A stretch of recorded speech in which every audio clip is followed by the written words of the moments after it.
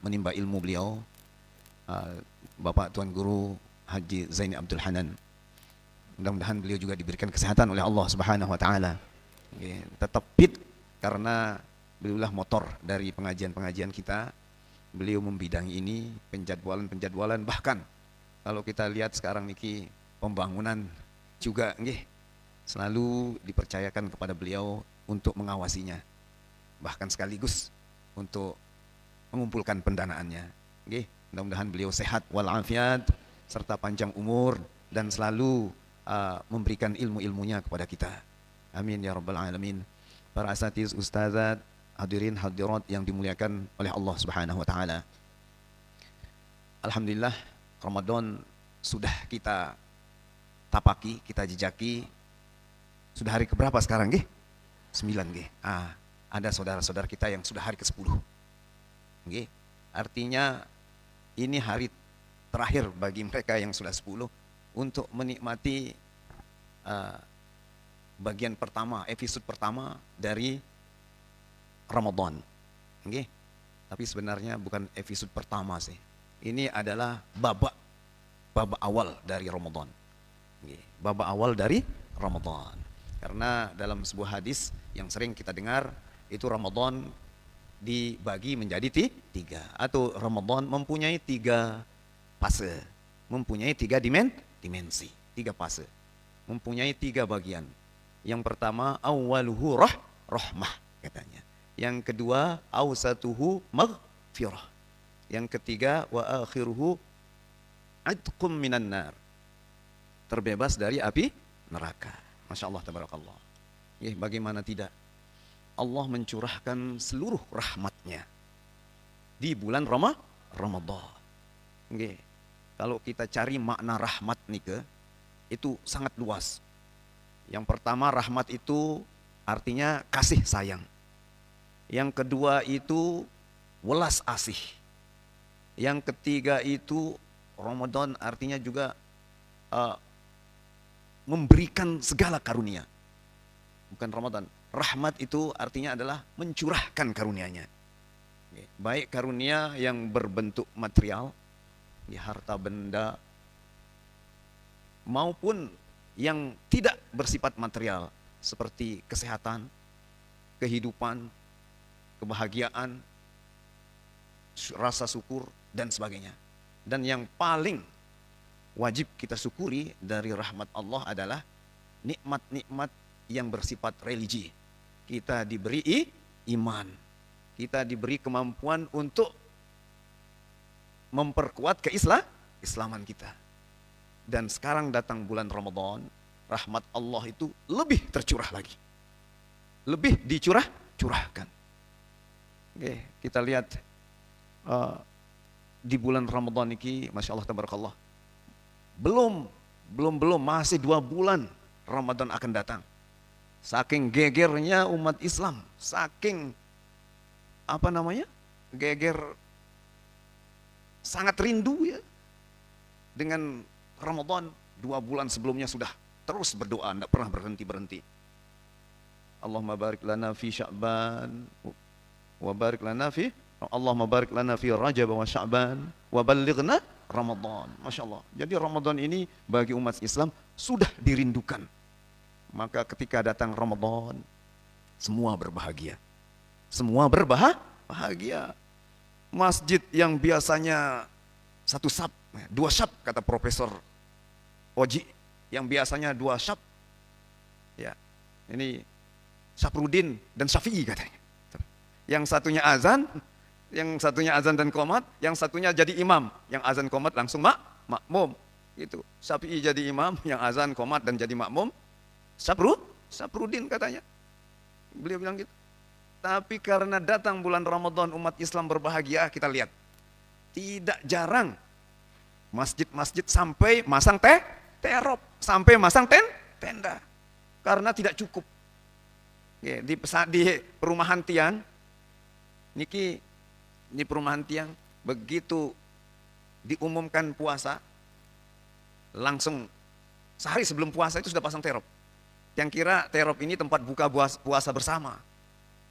Ternyata Masya Allah, tabarakallah, Tidak hanya bapak-bapak lagi yang ke masjid, tetapi mulai dari kakek-kakek, bapak-bapak, anak muda, anak-anak, ibu-ibu juga datang ke masjid. Ini bertanda bahagia, Masya Allah. Rasa bahagia dari umat Islam ini yang memberikan siapa? Allah. Inilah Allah Subhanahu wa Ta'ala. Ini namanya karunia Allah yang berbentuk non materi, tidak materi. Okay? Dan ini termasuk rahmat. Masya Allah, tabarakallah. Bagaimana tidak termasuk rahmat? Karena bagi yang mereka yang berbahagia nyambut Ramadan, sudah ada janji dari Allah. Man fariha bidukhuli Ramadana, ya, harramallahu jasadahu minan niran, katanya. Bagi siapa saja yang berbahagia menyambut datangnya Ramadan, maka diharamkan dirinya itu disentuh oleh neraka. Diharamkan oleh Allah disentuh oleh api. Api neraka jahanam. Haram artinya sudah dijamin masuk surga. Itu baru permulaan. Mudah-mudahan kita termasuk yang berbahagia, nggih? Masya Allah, tabarakallah. Masya Allah, tabarakallah. Itu bonus permulaan saja. Sudah langsung itqum minan nar. Ya, katanya Nabi namanya dibagi 3, tapi pembagian 3 itu bukan berarti dibagi begitu saja terus terputus ya. 10 hari rahmah awal diangkat, 10 hari lagi maghfirah, setelah fase maghfirah rahmatnya hilang. Bukan. Ndek nengenong nggih? Enggak begitu. Jadi fase perjalanan ini memang dimulai dengan rahmah, kasih sayang Allah yang memberikan kita kebahagiaan untuk menyambut Ramadan. Yang memberikan kita kedalaman rasa keimanan untuk melaksanakan sunnah-sunnah Ramadan. Untuk menjalankan kewajiban-kewajiban Ramadan. Kewajiban di bulan Ramadan ini, Masya Allah, tabarakallah, salah satunya adalah puasa. Hikmah puasa niki, kalau kita beribadah, maka pahalanya dilipat gandakan 110, ya, ila sab'imi'ah, sampai 700 kali. Ya, kalau kita beribadah itu pahalanya 10 sampai 700. Kita serahkan kepada Allah yang mempunyai katib, kiraman katibin, berapa yang dicatat. Tetapi untuk puasa, jika puasa kita itu kita jaga benar-benar, kita sudah pelajari syaratnya, kita sudah pelajari rukunnya, kita sudah pelajari sunnah-sunnahnya, dan kita laksanakan dia, maka insya Allah tidak hanya sekedar 700 kali lipat. 700 kali lipat, tidak hanya sekedar itu. Karena Allah Subhanahu wa Ta'ala langsung yang memberikan kepada kita pahala. As-saumu li wa ana ajzi bihi, kata Allah. Saum, sedangkan puasa itu adalah untukku, kata Allah. Padahal semua ibadah untuk Allah. Tetapi yang langsung diterima oleh Allah Subhanahu wa Ta'ala itu adalah puasa untukku, dan aku yang memberikannya pahala. Ya, nengket yang berketuan di pelinggih dah. Pelinggih dah begawean misalnya kan, begawean. Nah, terus langsung digaji. Yang gaji anak buah 100.000. Kalau yang menggaji langsung bos, apalagi langsung bos besar, terus melihat keadaan kita meminta, kayak kita minta, sebagaimana kita minta di masjid. Okay. Melihat kita meminta, yang yakin. Kalau dari anak buah yang ngasih, kiraman katibin maksimal 700. Mungkin kalau bos besar yang ngasih kita, bisa jadi 7.000. Bisa jadi 70.000. Okay. Karena niki adalah tapi namanya ibadah di seluruh dunia. Artinya panennya itu bersama-sama. Menanam ibadah itu bersama-sama. Niatnya bersama-sama, puasanya bersama-sama, panennya bersama-sama. Makanya kalau bersama-sama seluruhnya yang kerja, terus yang nyatet 2 jenis malaikat. Katanya nanti bingung malaikatnya. Malaikatnya bingung, apalagi puasa ini adalah ibadah pribadi. Ibadah pribadi ini kalau kita ukur dengan diri kita. Tapi mustahil, ya. Tukang catat Allah bingung, mustahil. Tapi ini menurut logika kita. Karena itulah ada sebuah hadis, ya, yang menyatakan Faya'murullahul kiramal katibin fi syahri ramadhana bi an yaktubu lahumul hasanat wa la yaktubu alaihimus sayyiat. Gitu. Jadi Allah memerintahkan kepada malaikat yang dua ini hanya mencatat kebaikan saja di bulan Ramadan. Tidak perlu catat yang salah-salah. Nah, artinya karena kita panen bersama seluruh dunia ini, ada yang wali, ada yang baru taubat, ada yang baru latihan berpuasa. Semuanya doanya sama. Ya, semuanya doanya sama. Bunyinya juga banyak yang sama. Karena itu malaikat memberi nilai sudah. Begitu. Karena Allah juga memerintahkan. Sudah jangan lagi dilihat keburukan umat Islam. Tetapi harus hati-hati. Karena ini adalah kewajiban, maka kita harus paham syarat, rukun, dan sunnahnya. Kalau kita mau mempunyai puasa yang sempurna. Nah, sunat puasa itu kan 3 kalau dibuat dia kalau dibuat dia jadi 1 itu hanya 3 sunat puasa yang langsung terkait dengan puasa ya. Puasa itu adalah setelah niat, kemudian menahan diri dari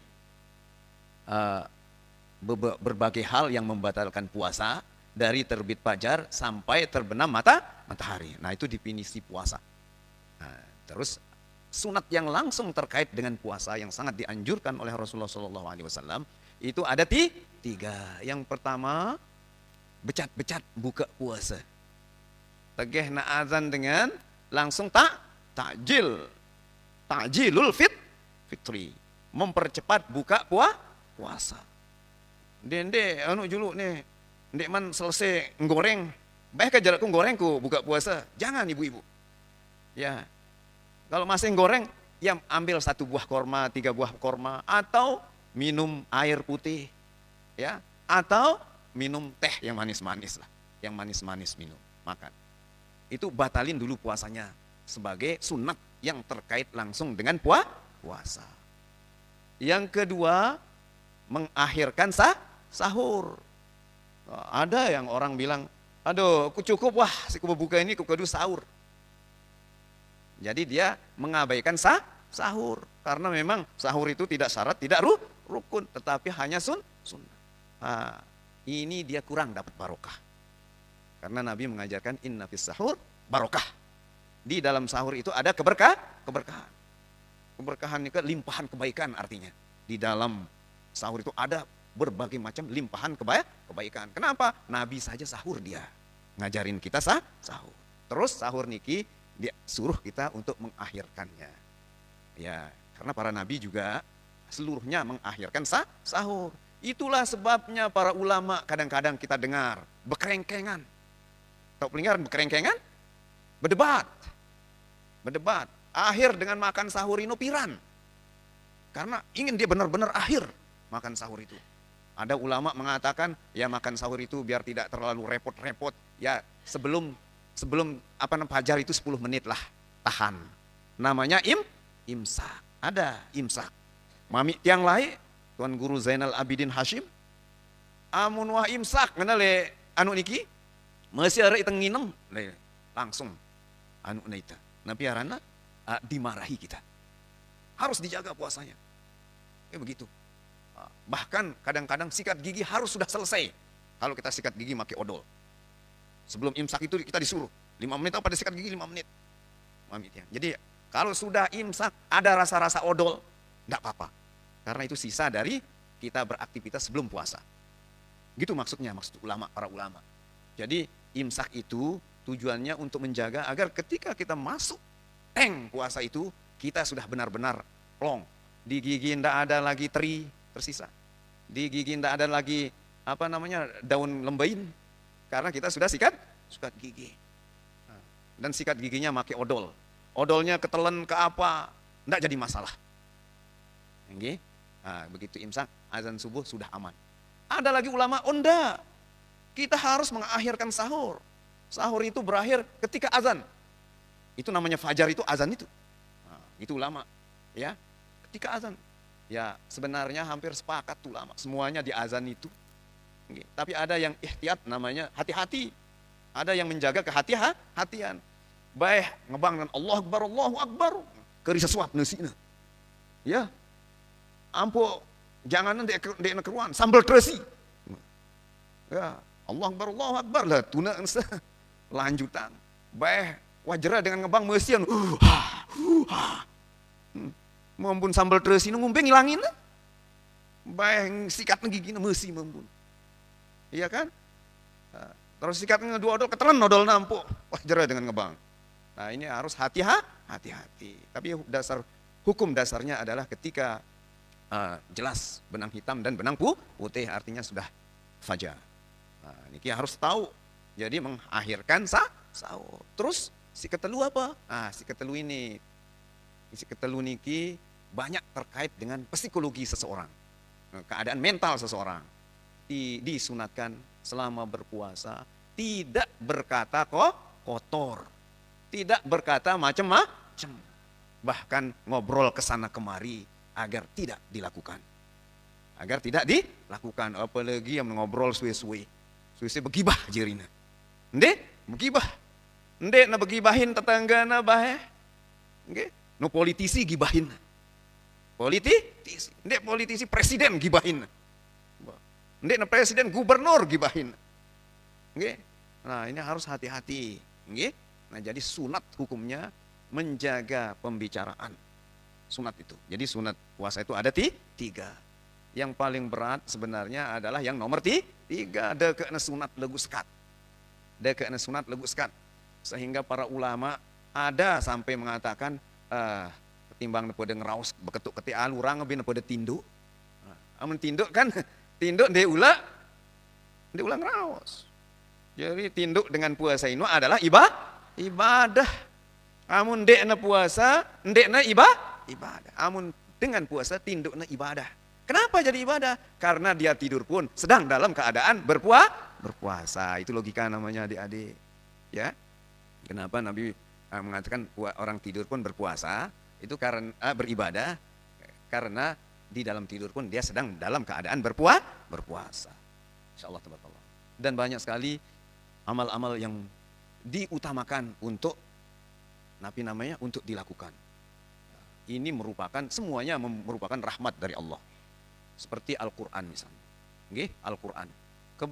Bukan kebetulan. Memang Ramadan ini bahkan mulia, kata sebagian ulama. Itu karena Ramadan turun di dalamnya. Karena Al-Quran turun di dalam Ramadan. Makanya Ramadan ini menjadi mulia. Turunnya Al-Quran itu pun mulia malamnya. Disebut dengan Lailatul Qadar. Malam yang barokah. Inna anzalnahu fi lailatul qadar katanya kan. Wa ma adraka ma lailatul qadar? Lailatul qadri khairum min alfi syahrin. Ingat malam turunnya Al-Qur'an itu dihargakan 1000 bulan. Coba masyaallah tabarakallah Al-Qur'an. Dan dicontohkan kita oleh Rasulullah sallallahu alaihi wasallam di dalam puasa di dalam bulan Ramadan, Nabi itu langsung ngaji Quran bersama Jibril alaihi salam. Jadi Nabi paling banyak membaca Al-Quran di bulan Ramadan. Ini agar kita tiru. Jadi Quran si wah berdebu ini, amun bulan Ramadan kepak-kepak debu nanggih. Atau beli si baru. Ngaji. Targetkan kira-kira hatam. Targetkan berapa kali hatam. Males dengan ngaji niki. Males. Tetapi kata Imam Nawawi Al-Bantani yang dikutip dari Ibnu Abbas, yang namanya ibadah itu sesungguhnya seluruhnya malas kita kerjakan. Jadi orang soleh itu bisa menjadi soleh dimulai dengan memaksakan diri untuk beribadah. Paksa diri dulu. Misalnya malas ngentik Quran paksa diri ngentik Quran. Jelo ini ngentik Quran. Jemaah paksa diri ngentik Quran bareng kita buka lembarannya. Buka lembaran. Jemaah nampok paksa diri ngentik Quran buka lembaran baca sekeji. Suwe-suwe akan terbiasa. Dan fungsi dari Ramadan ini untuk membiasakan kita ibadah yang berat agar jadi biasa. Jerakna medaran kekelem asya, sehabis asya makan malam biasanya orang ngantuk kan? Enggak, karena niki sudah penuh. Biasanya ini ada kaitan erat dengan mata. Jadi kalau perut kenyang, mata ngantuk. Ibadah jadi malas. Nah disitulah dilatih kita oleh Allah di dalam keadaan malas itu untuk sholat malam. Itulah yang sering kita sebut dengan sholat apa Dedek? Sholat tarawih. Ya, wah buka puasa kenyang, ngantuk, disuruh lagi sholat tarawih. Ini agar terbiasa. Mungkin pertama paksa-paksa diri, suwe-suwe akan terbiasa. Ya, nanti sholat isya, sholat ba'diyah dia teruskan. Terus mungkin sholat mutlak, terus dia sholat witir. Itu kan, karena setelah Ramadan tidak ada sholat tarawih. Terus dipaksa juga, sahur harus bangun di tengah malam, sepertiga malam bangunnya, bangun jam 3. Jangan lupa sholat, qiyamul lail. Kan man shamahu wa qiyamahu, apa katanya? Barang siapa yang berpuasa pada siangnya dan mendirikan sholat pada malamnya, ya pada malamnya, maka dia akan mendapatkan surga.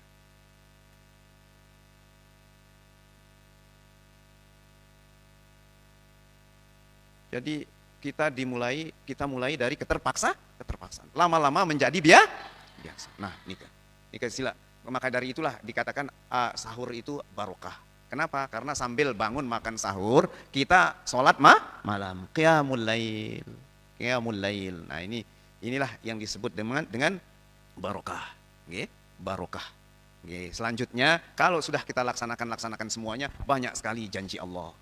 Kan sering kita membaca Allahumma innaka afuwun karim tuhibbul afwa fa'fu anna. Kita sering-sering membaca istighfar, sayyidul istighfar, banyak-banyak dibaca. Nah, itu selanjutnya, sehingga keberkahan itu berubah menjadi maghfirah, ampunan. Ya, itqum minan nar. Kalau sudah diampuni, sudah melaksanakan pekerjaan Ramadan sebaik-baiknya, kemudian mendapatkan pengampunan dari Allah Subhanahu wa taala, insya Allah kita akan terbebas dari api neraka. Ya, Masya Allah. Jannah aja merindukan orang yang berpuasa. Jannah, sorga merindukan kita. Dan ada Nabi memerintahkan juga supaya kita puasa sunat setelah Ramadan. Ini pelatihan juga. Berpuasa ini latihan. Bagi yang tidak pernah berpuasa mungkin berat. Bagi yang sering berpuasa, inilah latihannya. Ya, inilah latihannya agar ringan jadinya ketika berpuasa sunat setelah Ramadan. Masa 30 hari dalam sebulan kuat? Masa Senin Kamis enggak kuat? Nah, itu jadi jadi patokannya. Jadi Allah juga memberikan kita pembelajaran di bulan Ramadan. Karena itu mari kita paksakan diri kita beribadah di bulan Ramadan. Kita paksakan diri kita beribadah di bulan Ramadan. Nah, bagi adik-adik yang ngapal Al-Quran ini, Masya Allah, tabarakallah. Sudah puasa dia, ngapal Quran itu ngajinya sedikit atau banyak adik-adik? Lebih banyak dari biasanya kalau ngapal Quran itu. Gimana bisa hafal kalau enggak baca banyak-banyak? Enggak mungkin bisa hafal. Artinya kalian tuh banyak sekali membaca Al-Quran di bulan Ramadan, Masya Allah. Dan jangan salah loh, kalian ini orang-orang paling mulia ketika menghafal Al-Quran. Kalau ada yang ngolok kalian, yang menghina kalian, Allah akan mengoloknya, menghinakannya. Tua muda sama saja. Karena itu kalian yang sedang menghafal Al-Quran ini jangan saling olok ya. Jangan saling olok.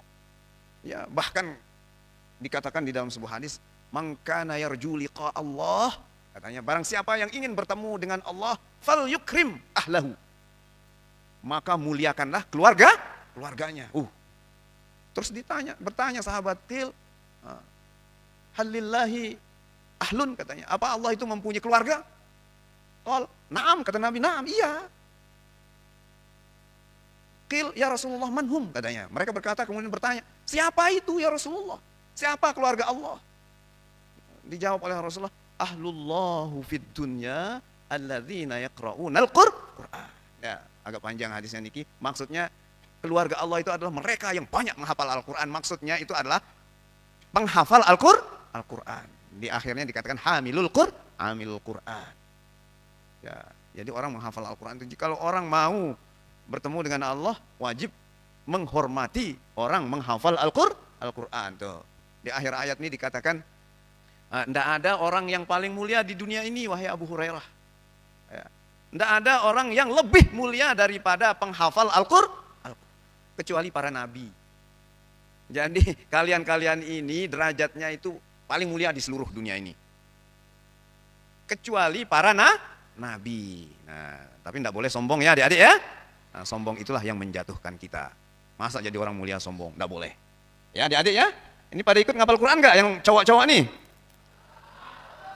Ikut?